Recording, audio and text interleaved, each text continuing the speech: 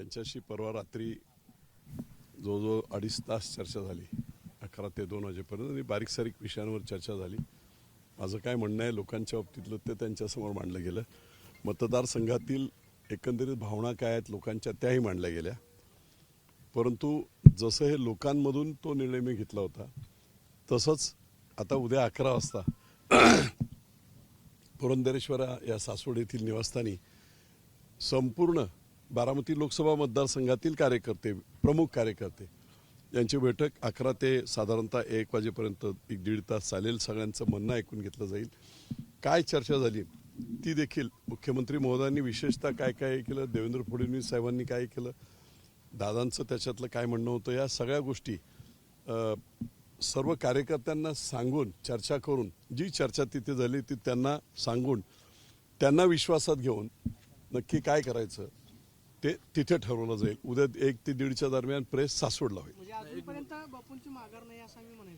नाही, माघार हा शब्द वेगळा आहे. राजकारणामध्ये विचारपूर्वक सगळी कामं करायची असतात. जेव्हा शेवटी आम्ही कशासाठी लढत असतो, स्वतःसाठी लढत नसतो, जनतेचे प्रश्न घेऊन लढत असतो. आणि त्या बाबतीतली काय काय चर्चा झाली ती लोकांना सांगून मग लोकांचा काय मूड आहे, लोकांचा इन द सेन्स कार्यकर्त्यांचा मूड काय आहे ते पाहून त्याच्यानंतर निश्चितपणे तो निर्णय घेऊन मग मी परत मुंबईला जाईल.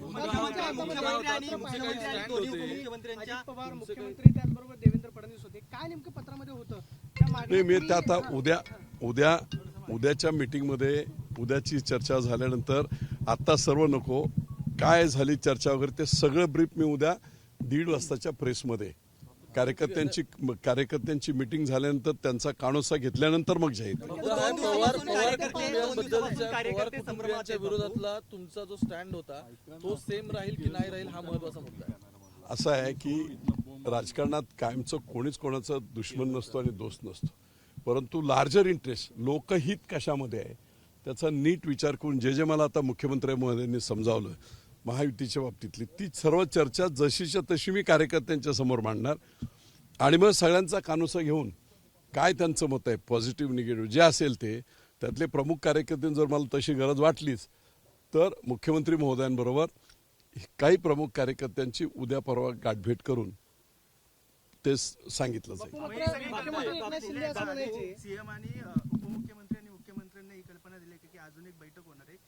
सांगितलं ना मी.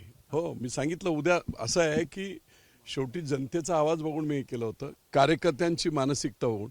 मी असा निर्णय एकटा घेऊच शकत नाही ना, त्यामुळे सगळ्यांना त्यांना सगळे भोर, इंदापूर, दौंड, बारामती, पुरंदर सर्व ठिकाणचे प्रमुख कार्यकर्ते जे इतके ॲक्टिव्ह होते की अतिशय शक्तिशाली असे आणि ग्राउंड लेवलवर काम करणारे सगळे कार्यकर्ते होते, त्या सगळ्यांना उद्या बोलवलं गेलं. फक्त पुरंदरची नाही, सर्व ठिकाणची. युटर्नचा आपल्याला माघार घ्यायची नाही, आपल्याला ही निवडणूक लढायची असं जर कार्यकर्त्यांनी हो ना, मग ते म्हणून तर ते आता त्यांचा कानोसा घेऊ द्या. आता नरमाईचा दिसतोय तुमचं सूर नरमाईचा. आता जास्त बोललं की परत तुम्ही काही शब्द बोला. चला, धन्यवाद. 5.5 लाख मतांचं तुम्ही 5.5 लाख मतदान आहे. त्या 5.5 लाख मतदारांचं काय होणार? मी उद्या पत्रकार परिषदेनंतर त्याबद्दलची काय भूमिका आहे हे जे मला सगळे दोन्ही उपमुख्यमंत्री आणि मुख्यमंत्र्यांनी विशेषतः जे सांगितलंय ते सर्व लोकांना तिथेही सांगणार आहे. नंतर आपल्याला सुद्धा अजितदादांनी काय सांगितलं तुम्हाला? एबीपी माझा, उघडा डोळे बघा नीट.